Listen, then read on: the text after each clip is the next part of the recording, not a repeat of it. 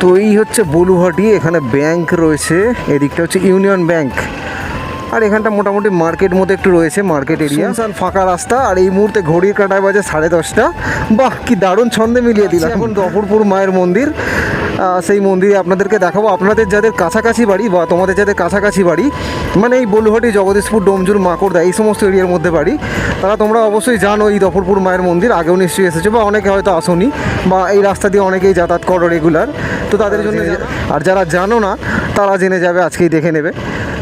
জাফরানি ওই আলতা ঠোঁটে মিষ্টি হাসির গোলাপ ফোটে, মনে হয় বাতাসের ওই দিলরুবাতে সুর মিলিয়ে আলাপ ধরি। এখানটা একটা জগন্নাথের মন্দির হয়েছে, এটাই দফরপুর আর কি, দফরপুর মায়ের মন্দির সামনেই। আর এটা একটা জগন্নাথের মন্দির, খুব বিরাট বড় একটা মন্দির হয়েছে, তোমরা চাইলে এখান থেকে দেখে যেতে পারো জগন্নাথের মন্দির। আর আমার ঠিক সামনেই আমি এসে গিয়েছি, এটাই হচ্ছে আর কি দফরপুর মায়ের মন্দির, অন্ধকার হয়ে রয়েছে এই মুহূর্তে। তো এই যে এটাই হচ্ছে দফরপুর মায়ের মন্দির, এখানটা সামনেটা দুর্গা মন্দির হচ্ছে।